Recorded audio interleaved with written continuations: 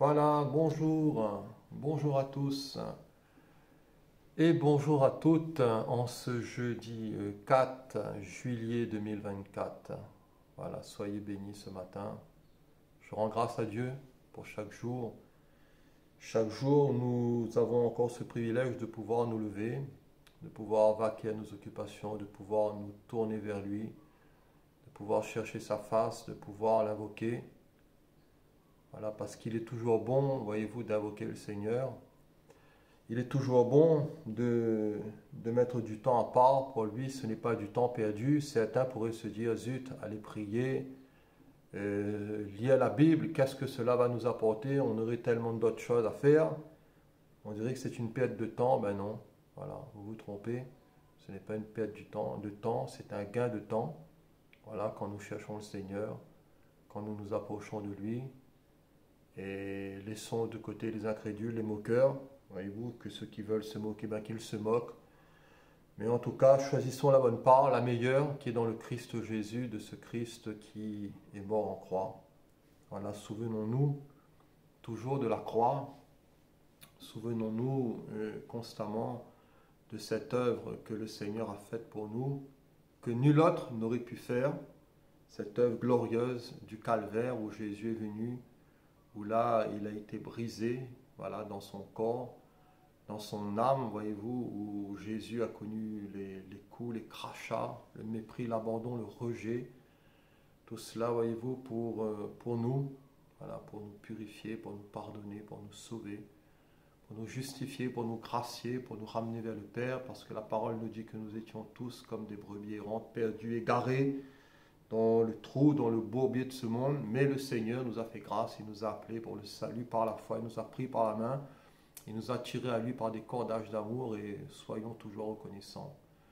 Voilà, soyons toujours en gratitude et ayons toujours en vision, en mémoire, dans notre cœur constamment l'œuvre de la croix, l'œuvre du calvaire qui est une œuvre suffisante, qui est une œuvre majestueuse, qui est une œuvre éternelle, qui est une œuvre qui est agréée du Père. Cette œuvre nous sauve totalement, cette œuvre nous sauve complètement par la foi, au travers du sacrifice merveilleux de Jésus-Christ notre Seigneur, où son sang coula à la croix.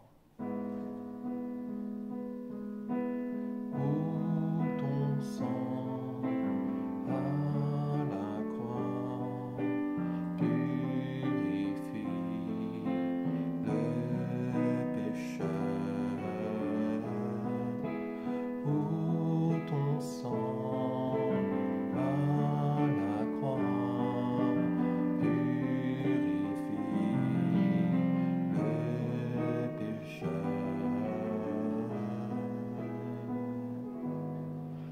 Voilà, merci Seigneur. Merci pour ton œuvre. Gloire à Dieu. Ce matin, voilà, en revenant de mon travail, voilà, quand je suis arrivé chez moi, j'ai lu ce psaume 145. Je voudrais le lire avec vous. C'est louange de David. Voilà, David, je ne sais pas si vous le connaissez. Voilà, c'est vrai qu'on ne l'a pas vu de nos yeux, mais il a existé. Et la Bible nous montre, voyez-vous, le portrait de cet homme qui était un homme de Dieu. Voilà, il n'était pas parfait comme vous. Voilà, moi peut-être que certaines personnes se croient parfaites, mais c'est une erreur. Vous savez, c'est une très grosse erreur, parce qu'il n'y a pas de parfait. Le parfait, c'est le Seigneur. Nous tendons à la perfection, nous tendons, voyez-vous, à devenir meilleurs, à ce que le Seigneur nous transforme, à ce que le Seigneur nous forme, qu'il nous change, qu'il nous taille, qu'il nous modèle, voilà, et la chair, voyez-vous, se rebiffe. Voyez-vous, l'homme naturel n'aime pas cela, mais il faut ce travail, et le Seigneur a un doigt d'amour, il sait comment faire, il sait comment agir en nous, dans les vies, dans les familles, dans les cœurs, et Dieu est un Dieu d'amour, il sait par où commencer, et il sait par où finir. Alors dans le psaume 145, c'est une louange de David. Voilà, louons le Seigneur. Je t'exalterai, ô mon Dieu, mon roi. Et je bénirai ton nom à toujours et à perpétuité. Voilà, comme c'est beau, voilà, c'est très beau tout ça. Je bénirai ton nom à toujours et à perpétuité. Ah, c'est magnifique. Chaque jour, je te bénirai. Voilà, chaque jour, je te bénirai. Vous savez, si on ne prend pas le temps, c'est le temps qui va nous prendre. Et il faut se battre, il faut des fois se faire violence. Il faut du courage, il faut de la persévérance, voyez-vous, pour lire cette parole, pour pouvoir mettre un temps à part pour le Seigneur. Je le crois, je le crois. En tout cas, le psalmiste, chaque jour, il passait du temps avec son Dieu. Il dira, je célébrerai ton nom à toujours et à perpétuité. L'Éternel est grand et il est très digne de louange et sa grandeur est insondable. Alors, qui peut sonder le Seigneur? La Bible nous dit que l'Esprit de Dieu sonde tout, même les profondeurs de Dieu, puisque l'Esprit de Dieu est Dieu. Donc, qui connaît les choses de Dieu si ce n'est l'Esprit de Dieu? Et le Seigneur le révèle aussi à ses enfants. En tout cas, seul Dieu connaît nos cœurs, seul Dieu éprouve les reins, la conscience. Et le Seigneur, voyez-vous, il est insondable. On ne peut tout saisir de lui, on ne peut tout capter, on ne peut tout comprendre, on aura beau vouloir. Mais il est bon de tendre, voilà, il est bon de tendre vers lui et de chercher à mieux le connaître. Que chaque génération célèbre tes œuvres et publie tes hauts faits. Je dirai, le psalmiste, je dirai la splendeur glorieuse de ta majesté. Je chanterai tes merveilles. On parlera de ta puissance redoutable et je raconterai ta grandeur. Voilà, le témoignage ici de quelqu'un qui aime le Seigneur, qui est entier avec le Seigneur, qui apprend à connaître son Seigneur et qui magnifie Dieu en racontant aussi la grandeur de Dieu. Vous savez, Dieu n'a rien de commun avec les idoles, d'avec du bois, d'avec quelques médaillons qu'on pourrait mettre dans son cou, dans son oreille ou dans son portefeuille. Le Seigneur n'est pas comparable à ces choses, ce sont des choses de néant. Tout cela, voyez-vous, ce n'est que de l'idolâtrie, mais le Seigneur est grand. Et nous devons raconter aussi et publier ces oracles, qu'on proclame le souvenir de ton immense bonté et qu'on célèbre ta justice Seigneur. Voilà, ta justice. La nôtre, elle est souillée. Voilà, toute notre justice, nous dit la parole, est comme un vêtement souillé. Et le psalmiste dira, la tienne seule. Aïeul dira, Seigneur, ta justice, la tienne seule. Confions-nous toujours dans sa miséricorde et dans sa justice. L'Éternel est miséricordieux.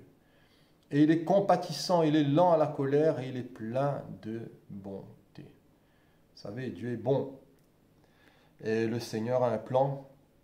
Le Seigneur a des projets de paix et non de malheur pour nous. Le Seigneur veut nous conduire dans de verts pâturages, près des eaux paisibles. Il veut restaurer nos âmes, vous savez, dans tout ce tumulte, dans tous les troubles de cette existence, dans tout ce marasme des fois, avec les difficultés, les maladies, les problèmes peut-être sociaux, les problèmes économiques, quand nous voyons ces élections qui approchent aussi, et les gens, voyez-vous, sont un peu inquiets avec le programme des uns, le programme des autres, mais prions Dieu. Voilà, l'apôtre nous exhorte à prier pour les autorités, pour les gouvernements, pour ceux qui dirigent les villes, pour ceux qui dirigent les cités, pour ceux qui votent les lois.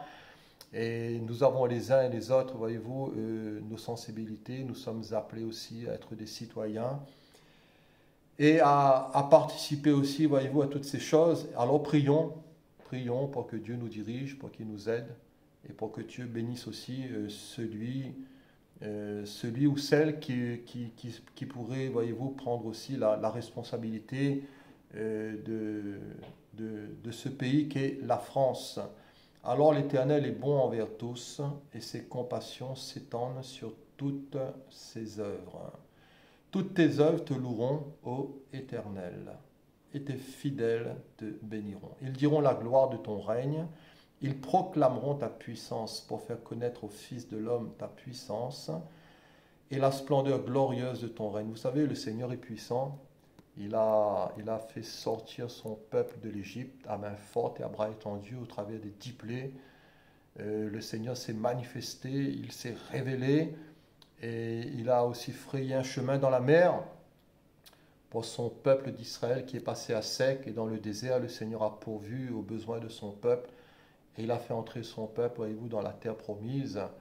Et pendant toute cette période de l'histoire aussi des rois, voilà, que nous lisons dans le livre des rois, nous voyons qu'il y a de ceux qui se sont attachés au Seigneur, des rois qui ont été bons, des rois qui ont été fidèles au Seigneur, qui ont été des réformateurs, comme Ézéchias, comme Asa et comme quelques-uns d'autres. Mais il est quand même malheureux de constater que beaucoup des rois ont été de mauvais rois et qu'il y en a eu plus de mauvais que de bons. Et en tout cas, en lisant ces récits, nous constatons qu'il est toujours plus facile, voyez-vous, de courir vers le néant, d'abandonner le Seigneur. Et en tout cas, ce n'est pas le Seigneur qui nous abandonne. Voilà, ce sont les hommes qui abandonnent Dieu, ce sont les femmes, ce sont les individus. Ils font leur tête, voyez-vous, dans la pratique de l'idolâtrie, dans l'abandon du culte à l'Éternel, dans, voyez-vous, l'abandon de la loi de Dieu et dans le rejet, voyez-vous, du gouvernement et du règne de Dieu. Et donnez-nous un roi comme les autres nations. Voilà, Israël était devenu fou. Israël avait perdu la tête. Et vous savez, il est si facile de s'éloigner du Seigneur. Il est si facile de s'égarer dans ses pensées, dans ce monde, dans l'orgueil, dans la vanité, dans la suffisance. Mais nous devons nous apprendre, bien sûr, à rechercher le Seigneur, à nous humilier devant lui et à serrer sa parole dans notre cœur. Voilà, afin de ne pas pécher contre lui, afin de marcher de progrès en progrès, de victoire en victoire, et de proclamer aussi sa puissance. Voilà, ces réformateurs qui étaient bons, ils ont, voyez-vous, ils ont réparé le temple de l'Éternel, ils sont revenus à la loi, ils ont fêté la Pâque, ils ont remis la parole, voyez-vous, au goût du jour, et les cœurs, voyez-vous, sont revenus au Seigneur, et plaise à Dieu, voyez-vous, que nous puissions aussi, nous de même, toujours nous attacher à lui. Alors ton règne est un règne de tous les siècles, et ta domination subsiste dans tous les âges. L'Éternel soutient, alors au verset 14, l'Éternel soutient tous ceux qui tombent, et il redresse tous ceux qui sont courbés. Voilà, cher ami, peut-être que tu es courbé par une maladie, ça peut arriver. Voilà, la maladie, ça peut arriver à tout le monde. Voilà, n'importe qui, qu'on soit chrétien ou pas chrétien. Vous savez, dans ce corps de mort, dans ce corps de chair, depuis que le péché est entré dans le monde, et il y a beaucoup de choses qui ont été là, voyez-vous, je dirais détraquées dans cette humanité. Et en tout cas, le Seigneur veut restaurer les choses. Le Seigneur veut relever, le Seigneur veut secourir, il veut redresser un peu comme cette femme qui était courbée depuis 18 ans, où le Seigneur l'a fait du bien, où le Seigneur l'a guérie dans les évangiles. Et le Seigneur a un plan de redressement, le Seigneur a un plan pour te soutenir, pour nous soutenir, cher ami. C'est un plan de foi, à nous de croire, à nous de mettre à profit, à nous de nous confier en lui, à nous, voyez-vous, de manifester la confiance vis-à-vis de lui. Alors les yeux de tous espèrent en toi, et tu leur donnes la nourriture en son temps. Tu ouvres ta main, et tu rassasies à souhait tout ce qui a vie. Voilà. Tu donnes la nourriture en son temps, tu ouvres ta main, tu rassasies à souhait tout ce qui a vie. De belles promesses ici. Le Seigneur ne va pas nous délaisser. Voilà, il nous donnera déjà ce qui est nécessaire, la nourriture et le vêtement. Si nous avons déjà ça, merci Seigneur. Mais Dieu peut nous combler même au-delà de ce que nous pouvons demander ou penser. Il peut élargir les choses, il peut aplanir les choses, il peut les faire fructifier, les faire multiplier. Et cela non seulement sur un plan spirituel, mais également sur un plan social, sur un plan matériel. C'est le Seigneur qui nous rassasie. Voilà, il veut rassasier nos cœurs, toute notre être, l'esprit, l'âme et le corps.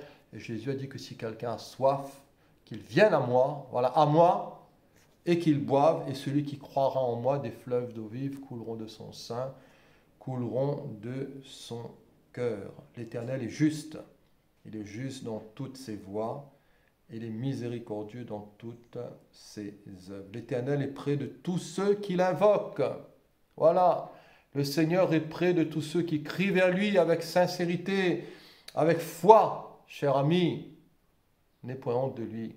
Voilà. Entre dans ta chambre, prie.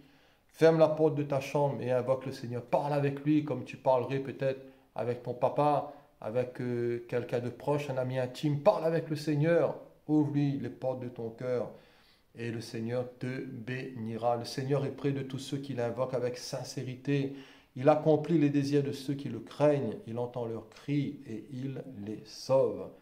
Si le Seigneur ne nous sauve pas, qui pourrait nous sauver?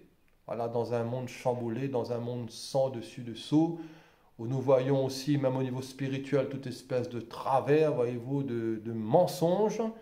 Et si le Seigneur ne nous garde pas, si le Seigneur ne nous protège pas, qui pourrait nous sauver? Alors l'Éternel garde tous ceux qu'il aime. Voilà. L'Éternel garde tous ceux qu'il aime. Avec Dieu, c'est une relation avant tout d'amour, de foi, de confiance, de relation, de koinonia, de communion. Voilà, c'est cela même la foi, voyez-vous, apprendre à dialoguer avec lui, à l'écouter, à agir avec lui, dans le sens de l'esprit, dans la marche de l'esprit, dans une confiance, voyez-vous, totale. L'Éternel garde tous ceux qui l'aiment et il détruit tous les méchants. La parole nous dit, le Seigneur dira, à moi la vengeance, à moi la rétribution. Laisse la colère, abandonne la fureur, ça serait mal faire, peut-être qu'un tel, une telle te veut du mal, alors prie. Prie le Seigneur et le Seigneur en son temps saura régler les choses. Il fera mieux que toi, il fera mieux que moi. Dieu a un plan. Vous savez, il n'est pas pris au dépourvu et il sait comment rendre justice, il sait comment faire les choses. Alors confiance et courage, que ma bouche pour terminer publie la louange de l'Éternel et que toute chair bénisse son saint nom à toujours et à perpétuité. Et moi je dirais jusque dans l'éternité. Voilà, soyez bénis. J'étais heureux ce matin de partager quelques paroles avec vous et à la prochaine, Dieu voulant. Amen.